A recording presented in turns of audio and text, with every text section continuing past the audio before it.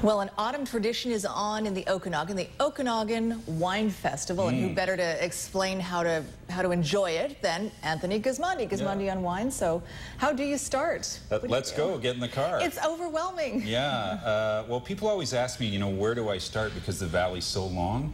It's almost 100 miles long. And whatever that is in kilometers, 120 or so, 130. So you have to divide it up. For me personally, I love to be in Penticton because it allows me to go both north and south.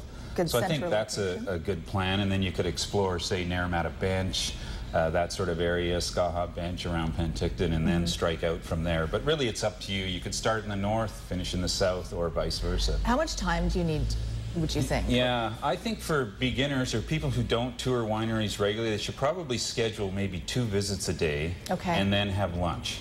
And then call it quits. I think that would be, get to the wineries early. Everybody's happy. People love to see you. Early in the morning, everybody's full of vim and vigor, and they want to taste. And like going to a winery at 5 o'clock, I think is not a good idea unless you're really pressed for time. So make a 9:30 or 10 o'clock visit, then maybe an 11 o'clock visit, and then have lunch at 1:30. Have one of those really casual, vineyard lunches. It sounds like a great idea. Yeah, it's a holiday. I could do that. Yeah. So now, what are you looking for when you hit a winery? Should you be touring the vineyards? Should you be just doing the tastings? I always say to people, be a grape. That's the best thing you can be when you go to a winery. Go stand in the vineyard and let the sun, hit your face, feel the wind, sort of absorb the terroir that we like to talk about. Yeah. Just be a grape for a few minutes. It's quiet, it's beautiful out there.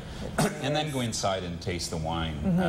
We have a selection of wines today. For instance, if Cedar Creek would be a good place to visit when you're in Kelowna. By the way, Sophie, many of these people have terrific sales rooms now. Not only do they sell wine, but they've got some pretty nifty stuff. So you can actually get a little holiday shopping in if you're, if you got a wine lover on your list. For yourself and for your friends. They got rid of the plastic grapes. They really have some slick stuff. So Cedar Creek is a great place to visit a good working winery, and steep slopes, beautiful views all around it, and that would keep you in the Kelowna area, and you could pop around to Summerhill nearby. Summerhill's got the pyramid and great and then sparkling wines. You cross the new bridge and you're in West Bank. And obviously people love to go to Mission Hill. Yes. But I'm recommending, when Mission Hill has an incredible restaurant and facility, but down below Quails Gate is a real sleeper.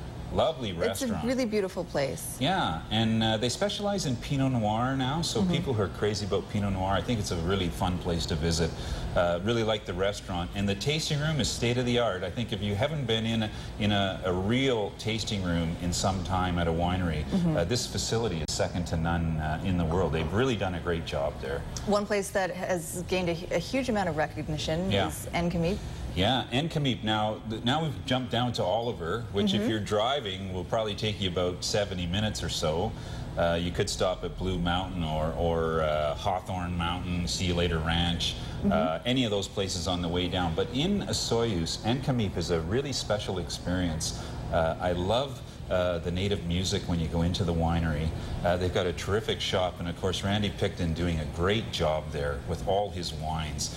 His Merlot is just sensational, and the Quemcom Chardonnay as well. I mean, these are wines that really are putting us on the map. So it's a great visit, and they have that Desert Interpretation Center next door that you can go and check out.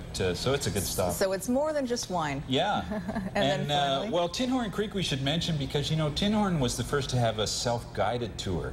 So if you're a bit antsy and, you don't really want to talk to people, but you want to visit a winery, you can go in Tinhorn, follow all the signs, and actually visit the entire winery without speaking to anybody. I love that. And then you can saddle up to the bar and taste a few wines. So it doesn't take a lot to be you just need to be attentive, plan out your visits, don't do too much, and really enjoy yourself. And even if you've gone in years past, it's still worth going to again. Oh, There's totally. Always something Almost new. Every winery's been renovated or changed, so you will discover something new.